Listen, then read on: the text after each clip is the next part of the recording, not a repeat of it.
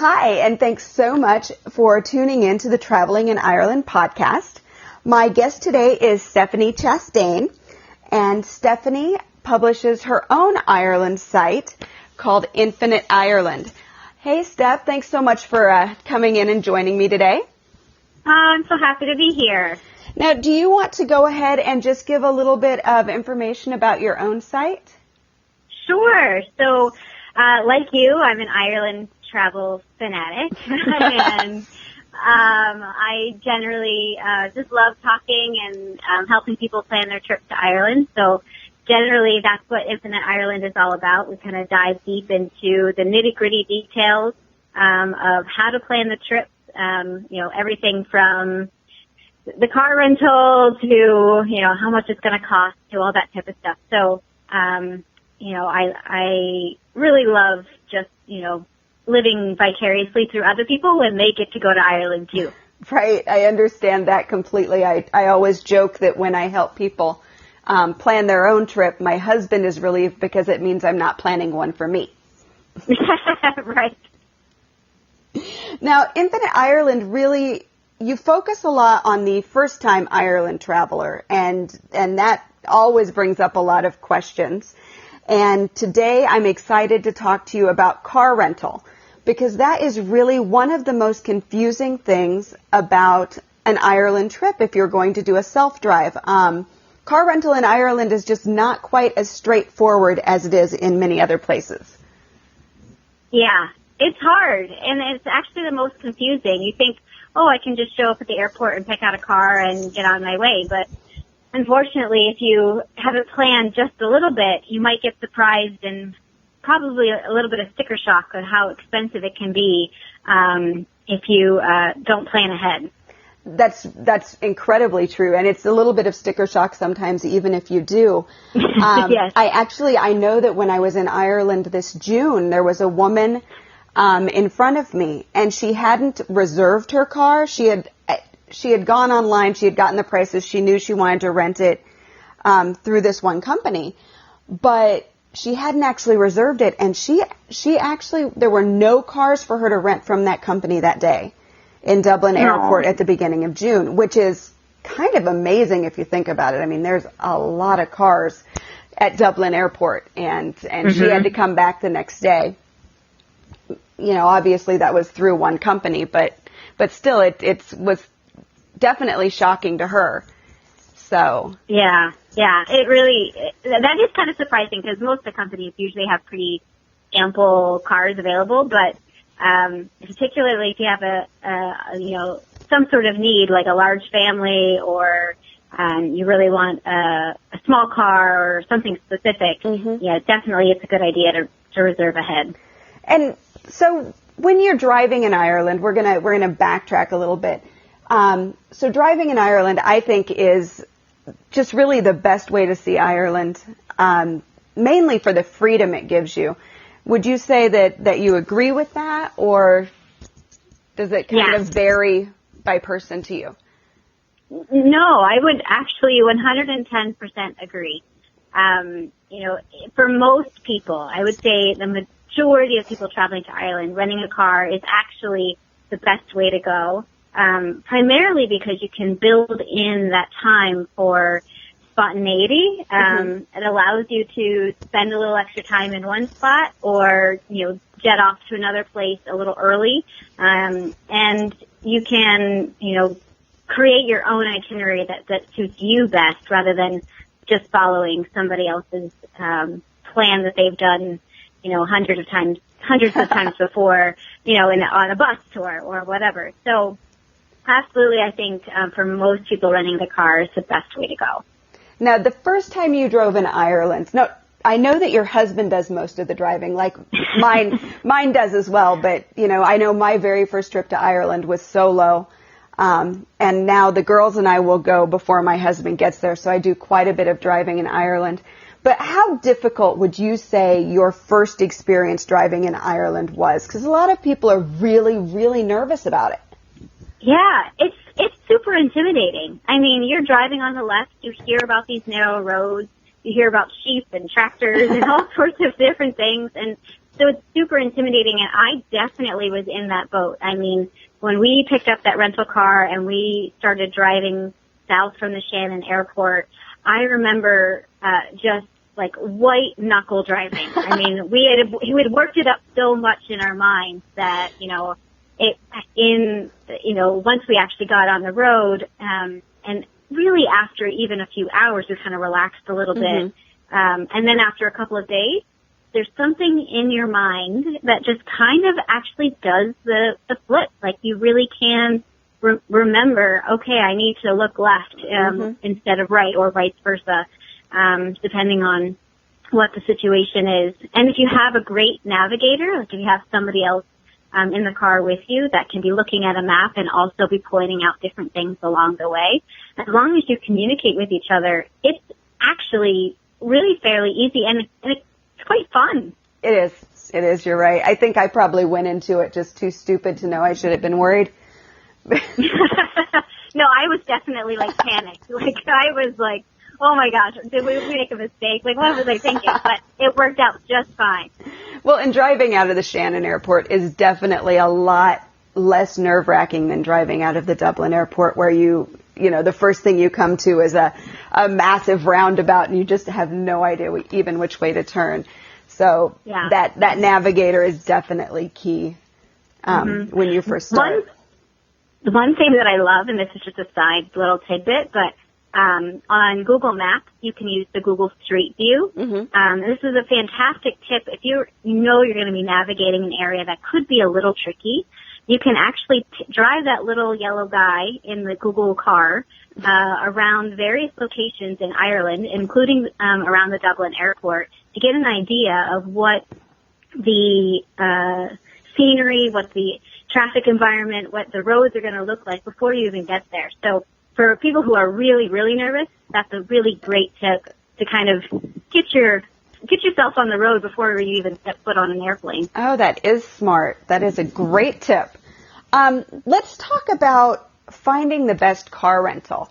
So when you are working with clients, do you do it differently when you're working with somebody as compared to how you look for a car rental yourself? No, not necessarily. So when I work with clients, typically I'm coaching them through the process, and so I coach them through exactly how I do it.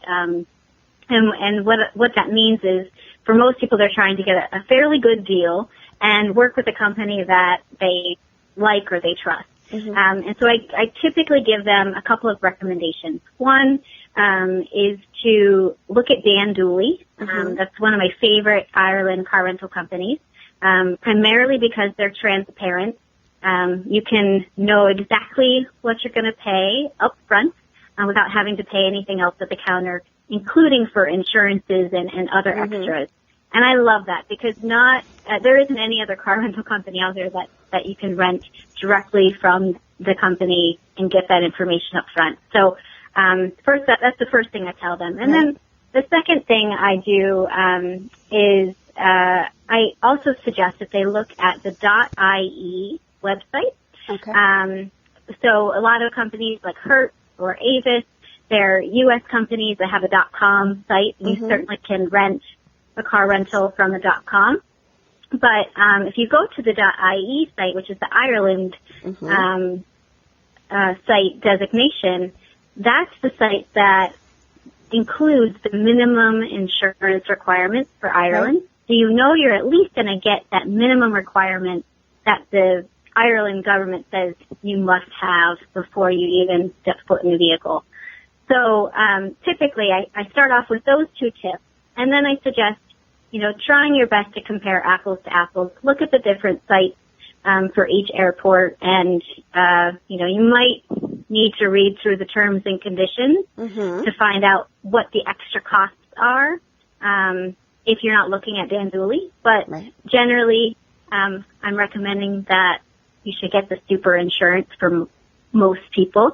And we can talk about maybe the super insurance in a minute, but that's kind of the excess platinum stuff that gets you covered down to zero. And if you get that super insurance, it doesn't really matter which car rental company you go with because you are uber covered. Right. You're gonna get everything that you need. So at that point, you're just looking for the cheapest rental. Right. And do you have any tips that can really help people save money on their car rental? Are there any car rental companies that maybe seem to, always have a better deal? Or do you find that it really just varies on type of car and time of year and those kind of situations? It does vary. I really wish I could say go with these guys because they're going to be the cheapest. Mm-hmm. It varies quite a bit. And the one thing that I do recommend, which might not be the cheapest, but I typically suggest that people rent directly from the car rental company rather than a third party. So right. You could easily go on to Travelocity or Orbit or, any of those conglomerate sites mm-hmm. and rent a car. But now you're working through a third party. If there's any issues or any problems or you need to make changes, it's not going to be as easy as if you were to rent directly through the company. Excellent advice, because that's so true. The minute you add another company into the mix, that's the company that you have to contact, and then they have to contact the rental company, and that can just turn into a huge nightmare. And then especially if you're working with, a company that may not have 24-hour service, or the person that you need to speak with is in the United States and it's 6 a.m. in Ireland and your plane has landed, it's midnight in the U.S. Mm-hmm. So that can really cause some headaches for you. So that is an excellent tip. Now, back to that CDW excess, or the platinum coverage that you mentioned earlier. That is something that, the car rental companies aren't going to let you leave without it. I know that they say it's an optional thing. But in all honesty, there's only one way you can leave without that insurance, and that is if your credit card is going to cover your car rental. Is that correct? Yeah. Yeah, exactly. Yeah. So you're not leaving without putting out, a couple $100 at the minimum extra, which is one of the big reasons that Dan Dooley is so nice, because you can purchase that directly online and not have any extra cash layout when you land in Ireland. Mm-hmm. Yeah. And that's really, with that super insurance, you get the, liability down to anywhere from 0 to 100 euros. Mm-hmm. And those, those narrow roads, I joke about it being intimidating at the beginning, but they truly are really narrow. They are. And it's really easy to get those scratches or those dents, along the way by no fault really of your own, just by, general wear and tear of the car, being, so close to those berms, and shrubs and cement, stone walls. Right. So it's really easy to get a pretty sizable dent, and, that could easily cost you, $800 to $1,000. Yeah. And so it's well worth the extra couple $100 that you might spend to get that extra insurance, and then not even have to worry about that dent and just, sleep easy each night. So what is the easiest way? Because this is where the car insurance or the car rental really gets confusing in Ireland, because, that insurance is something that a lot of people aren't expecting. They don't really understand it. So what do you think is the easiest way for people to understand this excess insurance? I think there's kind of two big pieces. First is collision damage waiver, kind of this minimum insurance that Ireland requires you have. And if you rent it from an Irish car company or a .ie site, you're going to have that included. Mm-hmm. However, if you have a scratch or a dent or any issues whatsoever, they will charge your card immediately when you return for up to 2,000 or so euros. Mm-hmm. And that can add up really, really quickly, and you're going to be responsible to pay that. So that's the first part, this minimum insurance. In the car, of course, the damage of a vehicle, if you got into a serious crash, could be 15,000. So there is some, 15, 20, or however the cost of the vehicle is. So there is, you're getting some benefit for having that minimum insurance down to $2,000, but $2,000 is a lot of extra money. That if you weren't planning on spending, can make a trip to Ireland really expensive. But, I mean, even with that minimum coverage, they're not going to let you leave without some sort of money down. I mean, right. They charge your credit card, like they hold money on your credit card, to kind of cover their assets, their vehicle, during the entire trip that you're gone. So that's the kind of the first part. But then the second part is this optional additional insurance, this super CDW, this super excess waiver, this platinum coverage that you pay, anywhere, from 15 euros or so a day, to get your liability from that $2,000 to, 0 or 100 euros. And that's fantastic because then you don't have to worry about anything and there aren't any holds on your credit card during the duration of your trip to Ireland. Right. So I really, the extra couple $100, completely worth it in my mind. Exactly. Mine too. Now, have you ever had an accident where you had, money either with the excess CDW or on a credit card? Have you ever had an issue where you had to deal with that? We did have a flat tire once. Not uncommon. Not uncommon in Ireland. And we did have the platinum insurance, the super collision damage waiver. And so we could have worked through the car rental company to get that resolved, but we actually called up the company that we were using, and they said we could take it to a local garage and get it fixed immediately. We were actually out in like kind of North Mayo at the time, and so we were really not very close to many places to get car rental companies to get a swap out or to have them fix it. And they said, go ahead and you can get that fixed on your own. And so we spent about $90 US to get a new tire and have it switched. It took about 3 hours of our time, and it wasn't really that big of a deal other than I think we had a nice long hike planned for that morning. But, much better to have a safe vehicle and not be driving on a spare than worrying about our plans. Right. But that's really all we've had to deal with, only because every other time we've purchased that super collision damage waiver, and we've certainly had dings. Right. We've had scratches. We've had them all. But we just toss those car keys back in to the car rental company when we're done and say, see ya. And we haven't had to worry about a thing. So that's why I just love it so much. It really does just make it, it's that security blanket around the car that you can be like, oops, there went the mirror, and you don't have the worry, because I got to tell you, you'll see cars all over Ireland without a side mirror. All the time, because they clip and they just go away if they don't flip. So that's not an uncommon thing. Now let's go to using credit cards for car insurance, because that's something that a lot of people really expect, is to be able to use their credit card to cover their car insurance. And while you can do that in most of the world, you may not be able to do it in Ireland. Yeah.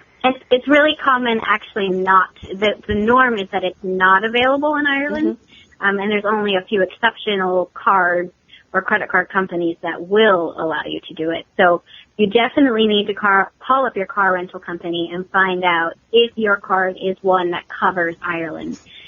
Typically, you need to call the benefits department of the credit card. Right. And they should know right off the bat whether or not Ireland is covered.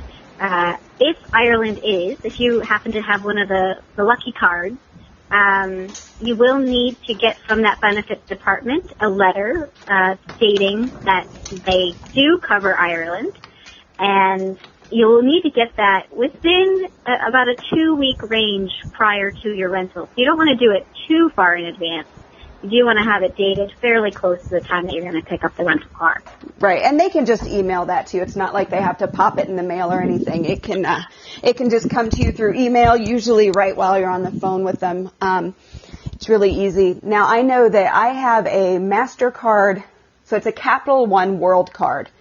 And the only reason I got it is because it does cover car rental in Ireland. And I know, is it Chase, I think. Chase has a credit card that does. Mm-hmm. Yeah, the card that I use is the Chase Sapphire Preferred. Yep. And they cover Ireland. Yep. Now, something that you do have to watch out for is the fact that Discover Card will cover car rental in Ireland. However, Discover Card is not accepted in Ireland. So you have to watch that, because the minute you get there, they're going to say, no, I'm sorry, your card isn't accepted, and you will be purchasing that extra insurance. And another card to really watch is American Express. That's not accepted everywhere in Ireland either. Yeah, definitely. So I actually had an accident. So it was 2015 when my car was actually covered by my credit card. And I was driving through the V Gap, which is a beautiful mountainous range between Tipperary and Waterford. And they were doing road construction. And on my way back, I was coming up the hill, a semi was coming down the hill. The road was not terribly wide, plus there was road construction. So I'm getting as close as I can to the hedge road wall that happened to have a stone wall behind it and a nice big stone that I didn't see sticking out. And it caught my wheel well. And if you can just kind of picture a can opener going down the side of a car, that's kind of how it sounded and kind of how it looked by the end of that. And so I did have to take the car to an airport and took it to Cork because that was the closest airport. And the cost ended up being, I want to say, about $2,400. And they had held a $5,000 hold on my card because I was there for a month. So, I had that buffer there, and that's where the money came out of. And, for the amount of damage, I thought it was kind of cheap, but the car already had some scrapes on it when I got it. So they had already billed people for, parts that were already being replaced. So I didn't have to pay for those a second time, which was really nice. I was really impressed by the transparency of that. When they said, this was already damaged. It's already been billed. So you are not paying for this part. And I really appreciated that.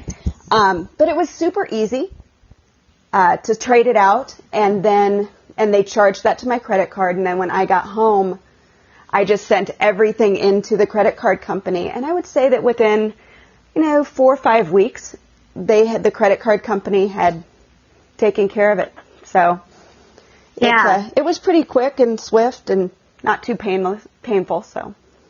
And I think that generally it isn't too difficult. It's just the idea that you're going to have some follow-up. You're going to have to be okay with that charge kind of sitting there on your credit card until you get all of that follow-up resolved.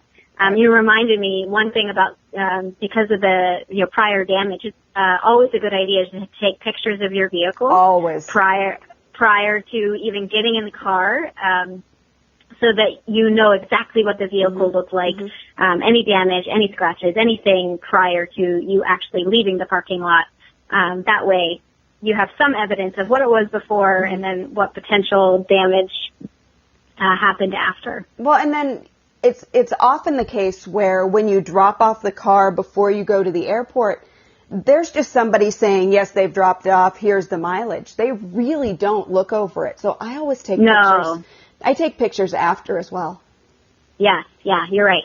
So, just to have that. I thankfully have never had a bad situation where they tried to, charge me for damage that I didn't do. But, stories like that are out there. So just always good to cover your bases that way.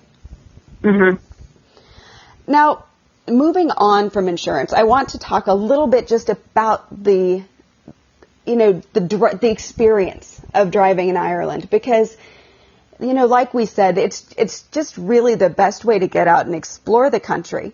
But there are a few tips that maybe you should keep in mind. One being, especially if you're going out of Dublin, toll roads.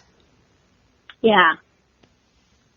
Yeah, so toll roads are, there's a couple of them that primarily Dublin is where most people will encounter it. Mm-hmm. And there's a couple different ways to go through a toll road.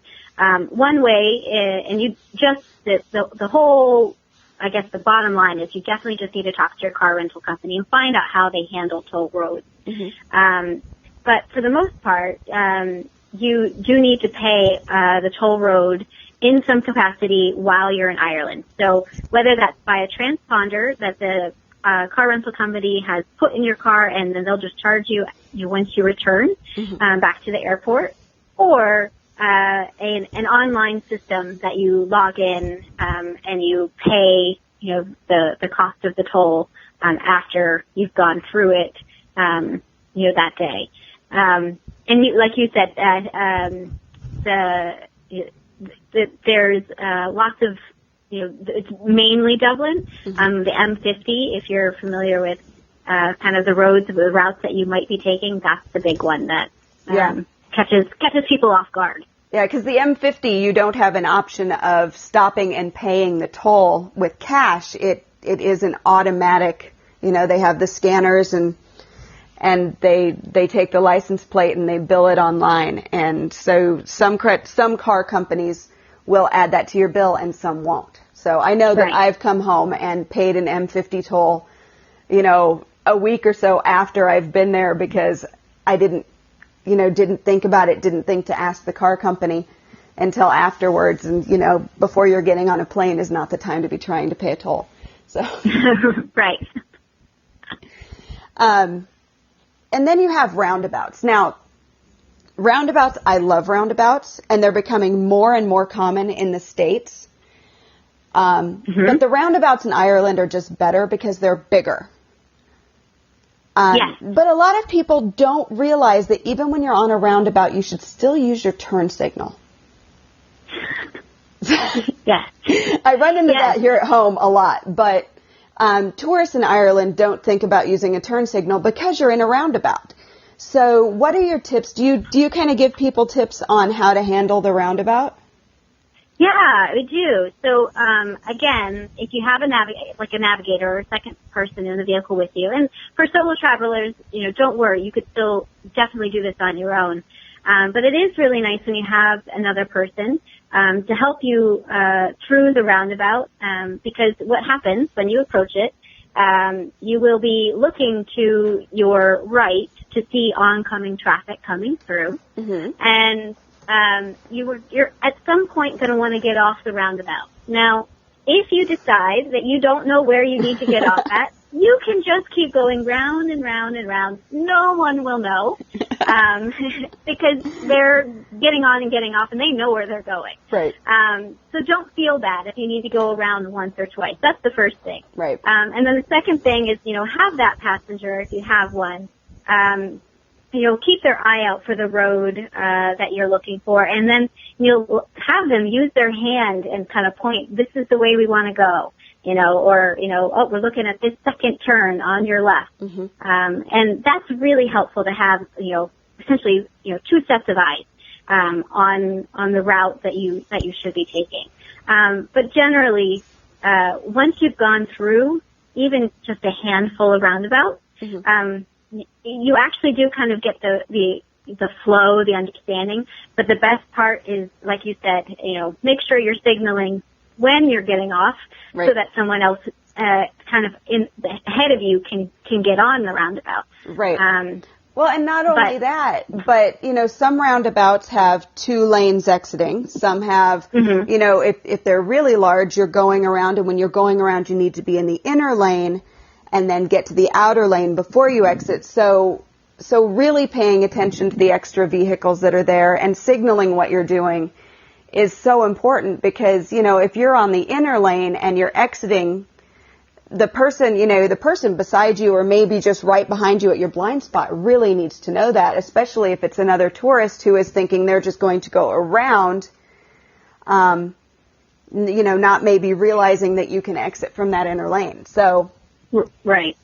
So you do just want to pay attention really to the vehicles around you in a roundabout, especially a busy one or a larger one. Mm-hmm. Yeah. And another tip, and this is kind of more, it's about the roundabout, but it's also about just driving in general.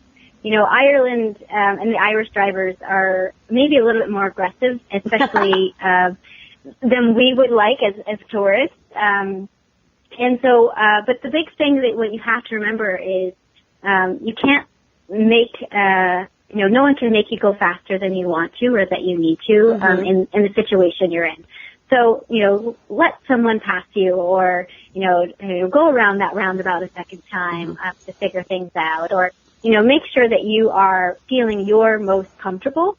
Right. And then, if someone's tailgating you, pull over, let them pass you. They usually honk and wave and say thank you. Yeah. Because they do want to get going where they are, where they're headed. And that's perfectly fine. And then you can, enjoy the scenery and drive a little bit slower and not feel so stressed if you're going at your own pace. That's a really, really important tip and a great one because it is, especially when you're on some of those, those back end roads, the speed limit out there, can be 80 to 100 kilometers. and the road, maybe you should possibly be going 50. But they put the speed limits on the road, as based on the road designation, not the road size. So, right. So that's a huge one because it can be really uncomfortable to be doing, 90 kilometers down what basically amounts to a 1.5 lane road with blind curves. So, so that's a really, really important tip. So, we've got so much great information here. So I hope that the listeners, if they're planning on renting a car in Ireland are going to bookmark this or, are taking notes or something because there's so much information in here. But what I want to end with, are really 3 amazing spots that you can only get to by car. Now, I know there are a lot of articles out there that say, oh, you can only get here by car, and then they list, places like the Cliffs of Moher and the Giant's Causeway and things like that, which you can actually get to by bus. So right. I want to focus on 3 really great places that there is no way, not at all, you're getting there by foot or you're getting there by car. So if you could point people to 3 places that you would say are just amazing to hit when you're driving through Ireland, what would they be? I love the question because this is the reason why I love the ability to rent a car. Not only does it give you the freedom, it does it allow you to be spontaneous and soak up all sorts of different other things that you might not get on a bus, but you can get to locations that nobody else will ever see. My favorite is kind of the northwest area, so County Donegal in general. It's a bit more remote, a bit more rugged than maybe the rest of Ireland. Any place else. Yeah. But it's beautiful. And there are places like in the outermost corners of County Donegal, like Slieve League, which is this beautiful seaside cliff area that you really, truly there aren't any tour buses going that way. Those roads are just too small, and they are not made for large groups, right. Which often means you're going to get there, and you're going to explore a beautiful place really all by yourself, which I think is always fun. Another one that I love is Achill Island. Okay. So Achill Island is in County Mayo. It's kind of between North Mayo and Galway, on the west coast there. You can access it. It says island, but there is a bridge, so you access it by a car. And the very far corner of Achill Island, there is King Bay, and this is a beautiful, beautiful beach with an amazing kind of almost inlet-like experience. And it's just, you run your car over the cliffside, and then down below is this amazing beach. And so that's one of my favorite spots. And then finally, West Cork. I just love West Cork. It's the southwest corner of Ireland, but there's a couple little peninsulas, Sheep's Head Peninsula and Mizzen Head, these tiny little fingers off the coast of Ireland, off the southwest coast of Ireland, and no buses can go there at all. There aren't even signs that say no buses. So it's great for hill walking. Joe and I, my husband and I, we love to find a few hills or mountains to climb while we're in Ireland, and those are fantastic places to go for that. They are. And, Sheep's Head, we were there a couple years ago now, and that's actually the entire peninsula has a 150-kilometer walk on it. But you can drive out nearly to the tip, and there's a wonderful little tea cafe called An Cup and Tea. And then from there to the lighthouse is 2 kilometers as the crow flies. And it's a little further as you walk it yourself up and down the craggy hills. But it's a phenomenal, if you get out there on a clear blue day, it's one of the most beautiful things you'll ever see. Yeah, nothing could be better. It's amazing. Yeah.